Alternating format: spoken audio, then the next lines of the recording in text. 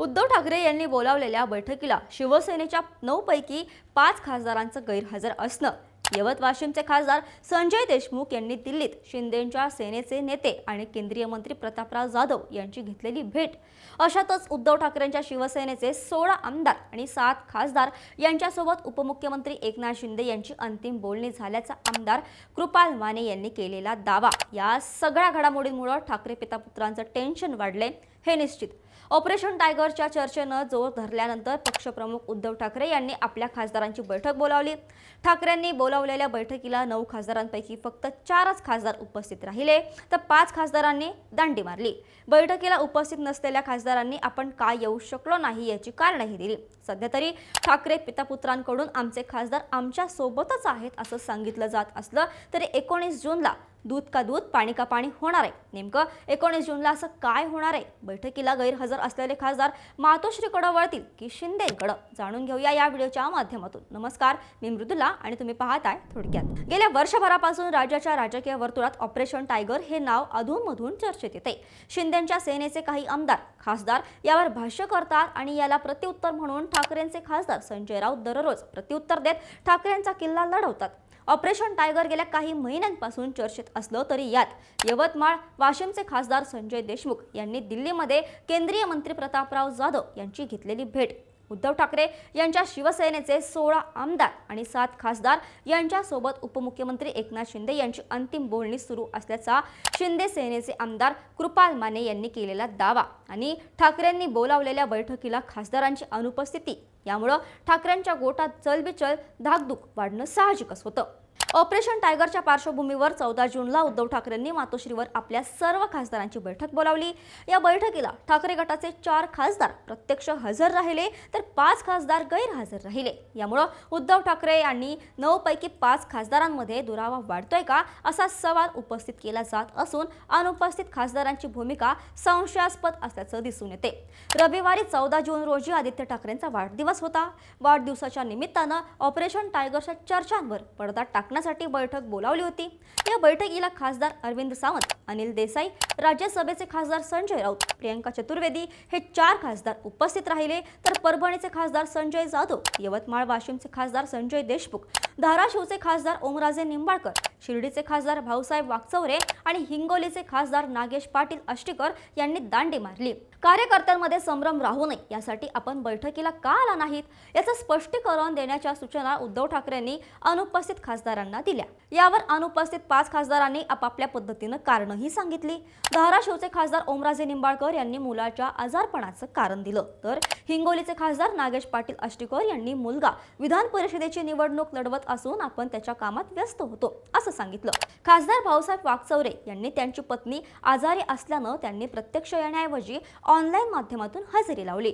खासदार संजय देशमुख यांच्या घरी लग्न कार्य असल्यानं त्यांनी व्यस्त असल्याचं सांगितलं, तर खासदार संजय जाधव यांनी आपण वैयक्तिक कारणामुळे गैरहजर राहिल्याचं कारण दिलं। या सर्व खासदारांनी आता कारण देत वेळ मारून नेली खरी, पण शिवसेनेच्या कार्यकर्त्यांमध्ये संभ्रम असल्याचं दिसून येते। गैरहजर असलेल्या या खासदारांनी अजूनही यावर अधिकृत प्रतिक्रिया दिलेली नाही।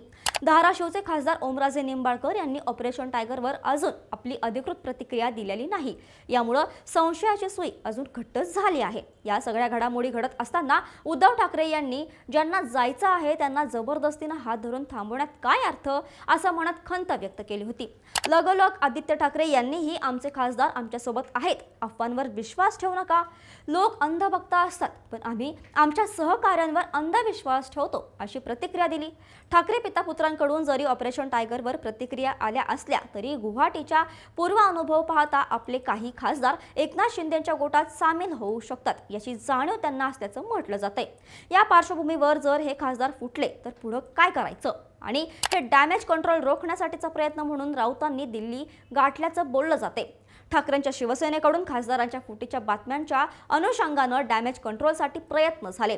खासदार गेले तरी जिल्हा पातळीवरील पक्षाचे कार्यकर्ते आणि पदाधिकारी आपल्यासोबत राहावेत यासाठी शिवसेनेकडून डॅमेज कंट्रोल केले जात आहेत। कार्यकर्त्यांना विश्वासात घेण्यासाठी आणि त्यांनी पक्षासोबतच राहावं यासाठी ईशान्य मुंबईतील आमदार विभाग प्रमुख पदाधिकारी यांची उद्धव ठाकरे यांनी मातोश्रीवर बैठक घेतली। ईशान्य मुंबईचे खासदार संजय दिना पाटील हे आपल्यासोबत असून कुठल्याही अफवांवर विश्वास ठेवू नका असं उद्धव ठाकरे यांनी पदाधिकाऱ्यांना या बैठकीत सांगितलं होतं।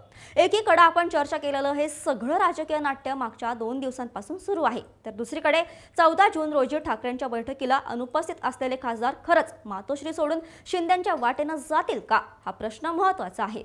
या प्रश्नाचं उत्तर आणि ऑपरेशन टायगर बाबतचं दूध का दूध पाणी का पाणी 19 जूनला होणार आहे। 19 जूनला शिवसेनेचा वर्धापन दिन असून या वर्धापन दिनानिमित्त एकनाथ शिंदेंची शिवसेना मुंबईत मोठं शक्ती प्रदर्शन करणार आहे।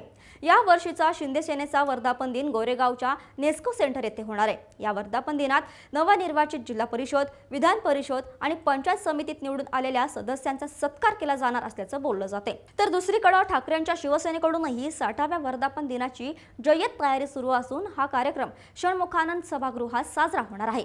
आता ठाकरेंच्या बैठकीला हजर नसलेले खासदार वर्धापन दिनाच्या दिवशी म्हणजेच 19 जूनला ठाकरेंच्या कार्यक्रमाला उपस्थित राहणार की शिंदेंच्या सेनेत प्रवेश करणार यावर ऑपरेशन टायगर बाबतचं सगळं चित्र स्पष्ट होणार आहे।